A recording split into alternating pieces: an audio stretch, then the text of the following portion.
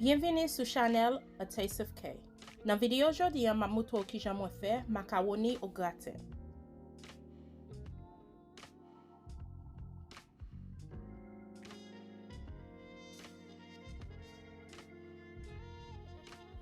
Ingrédients qu'on a besoin, c'est pasta qui rele rigatoni, fromage cheddar, fromage colby jack, jambon, oignons avec poivre douce, 2 qui est epis, beurre, 3 qui est farine, poudre d'oignon, poudre l'ail, poivre, sel, paprika, persil, poudre jiwaf ak okenn lait canation.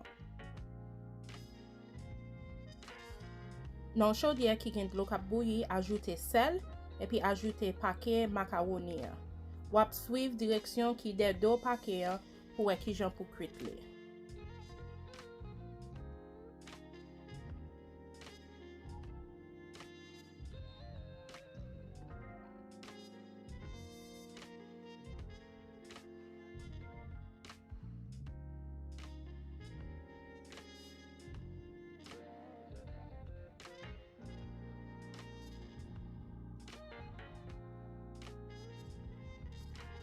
En temps macaroni a bouilli, n'a commencé pour nous faire sauce fromage là.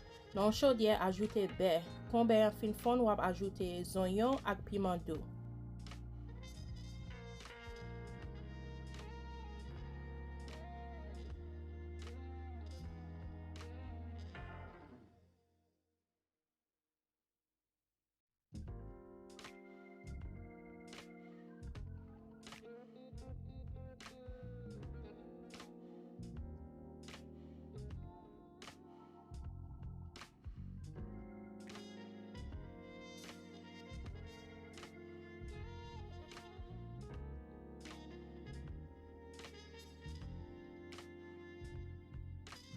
Après quelques minutes que les oignons et piment douce ont cuit, on va ajouter epis.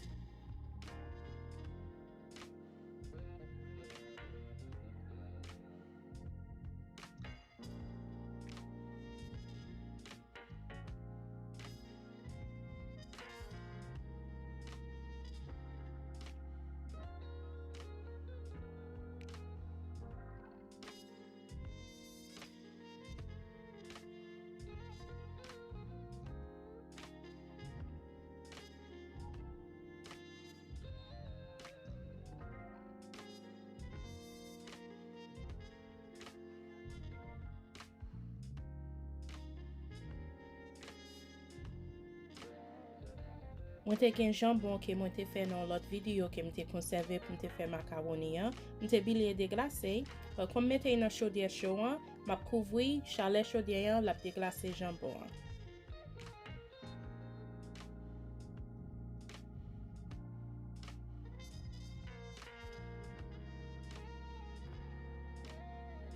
Quand jambon a fin déglacé, n'a retiré ce dans chaudière, n'a utilisé même chaudière, n'a ajouté beurre.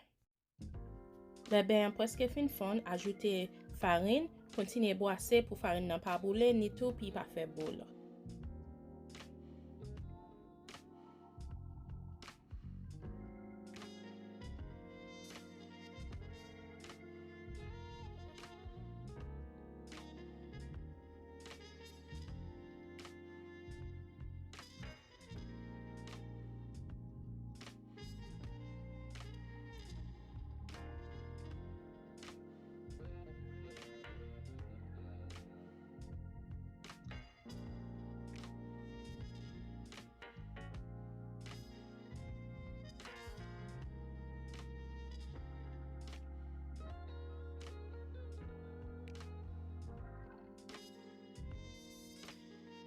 Quittez farine cuite dans beurre pour quelques minutes avant d'ajouter poudre l'ail, poudre d'oignon, poudre jiwaf, paprika, persil, poivre et okenn lait canation.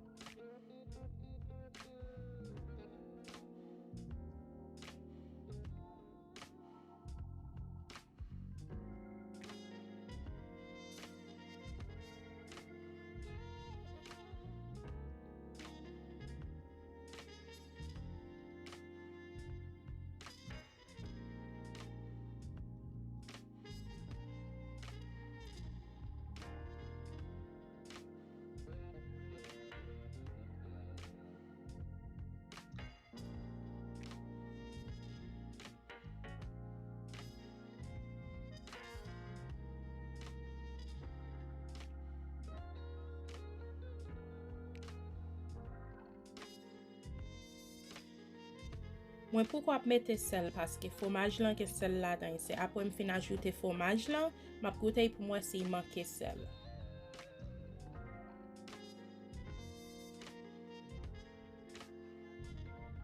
Desan volim lan sou medium low avant ajoute fromaj yo. Paske ou pata vle pou fromaj lan boule.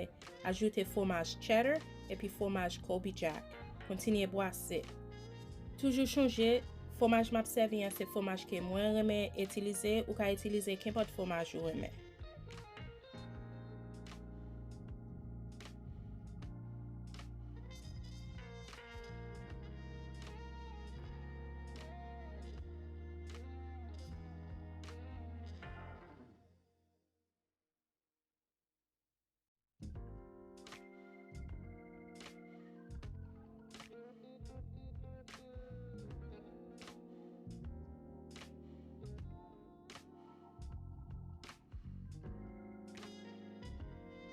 Lò fin ajoute fromaj lan pou kontinye boase jiske fromaj lan fon.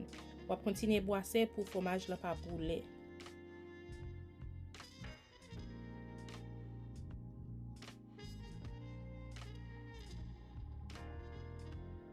Avan ajoute janbon, map fè anti goute pou mwen si manke sel.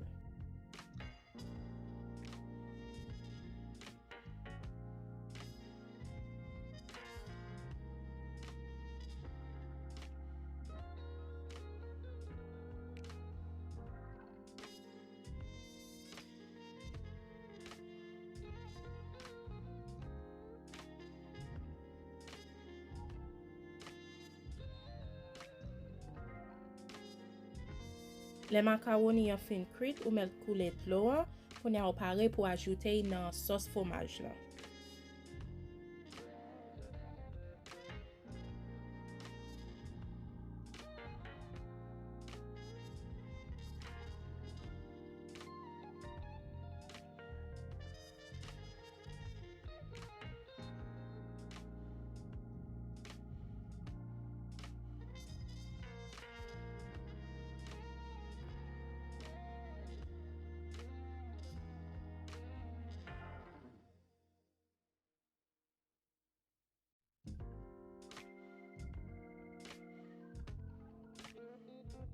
En tan wap mélange makawoni nan sos fromaj lan, ou met programe fouan pou 350 degrè Fahrenheit.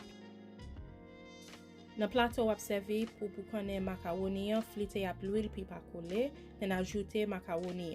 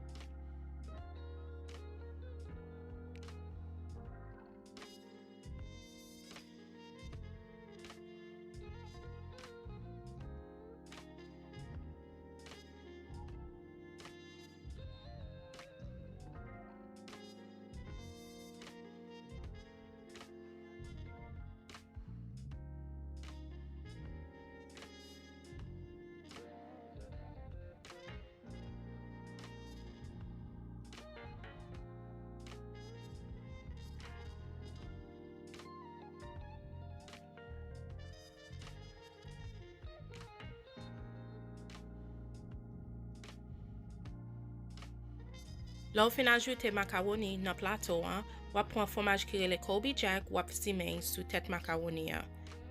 Met plato makawoni an ba four ki te programe a 350 degrees Fahrenheit, wap kite boukane sans kouvri pou 45 minutes.